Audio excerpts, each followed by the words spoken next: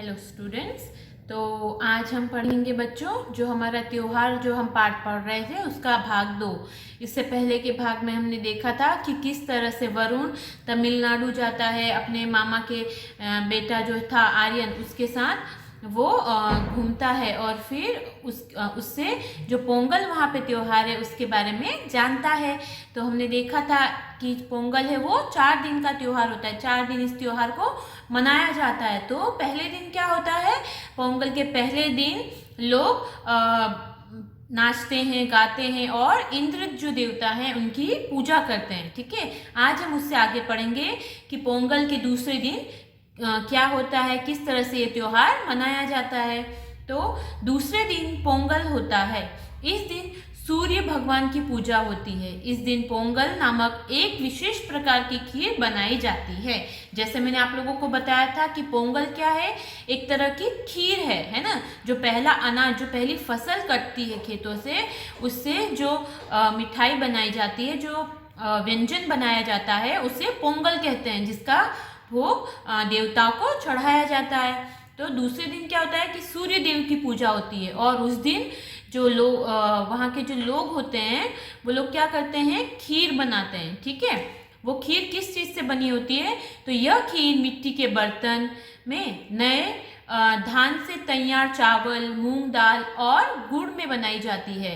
पोंगल तैयार होने के बाद सूर्य देव की विशेष पूजा करने के बाद की जाती है। उन्हें प्रसाद के रूप में यह पोंगल और गन्ना अर्पण किया जाता है। ठीक है, तो क्या किया जाता है कि जो पोंगल का जो त्योहार है, जब उसका दूसरा दिन होता है तो सूर्य देव की पूजा होती है ना। वहाँ पे खीर बनाई जाती है। खीर किस में बनाते हैं, मिट्टी के बर्तन में, है ना। मिट्टी का जो बर्तन होता है उसमें जो नया धान कटता है उससे खीर बनाई जाती है, जिसमें चावल होता है, मूंग दाल होती है और गुड़ होता है।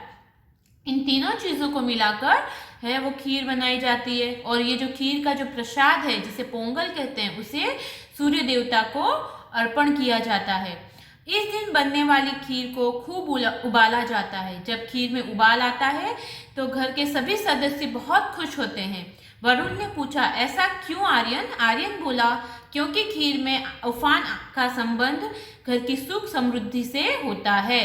तो यहाँ पे क्या बता रहे हैं कि जो खीर होती है उसमें उफान, यानी जब खीर ऊपर आती है, ठीक है, तो उसे उफान आना कहते हैं। दूध जब ऊपर आता है क्या कहते हैं हम, उफान आया है ना।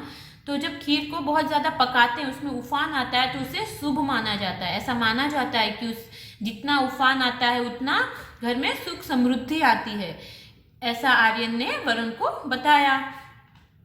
तीसरे दिन माटू पोंगल मनाया जाता है। इस दिन खेती में काम आने वाले पशुओं की पूजा की जाती है। किसान अपने बैलों के सींगों में बैलों को स्नान कराते हैं और उनके सींगों में तेल लगाते हैं। ठीक है, अब तीसरे दिन का बता रहे हैं कि तीसरे दिन पोंगल का जो त्योहार है वो कैसे मनाया जाता है। तो तीसरा दिन का जो पोंगल का त्योहार है, उस दिन जो किसान होते हैं वो क्या करते हैं कि उनके खेत में जो खेत में जो पशु उपयोगी होते हैं, जैसे बैल है ना, तो वो क्या करते हैं, उससे स्नान कराते हैं, उन्हें नहलाते हैं, उनके सींगों में तेल लगाते हैं, उन्हें एकदम सजा धजा के एकदम तैयार कर देते हैं बैलों को, है ना।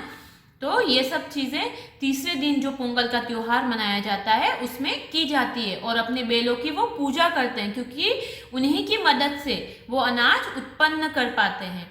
इस त्योहार का अंतिम दिन को कानू पोंगल बोलते हैं। अब कौन सा दिन है, चौथा दिन है। तो जो चौथे दिन जो पोंगल का त्योहार मनाया जाता है उसे क्या कहते हैं, कानू पोंगल कहते हैं। इस दिन घर को खूब सजाया जाता है। महिलाएं घर के मुख्य द्वार पर रंगोली बनाती हैं।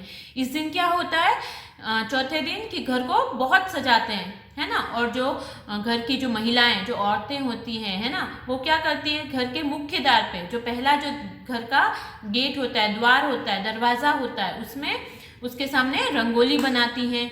सभी लोग नए वस्त्र पहनते हैं और एक दूसरे को मिठाइयाँ बांटते हैं। रात्रि में लोग सामूहिक भोज का आयोजन करते हैं और एक दूसरे की मंगलमय वर्ष की शुभकामनाएं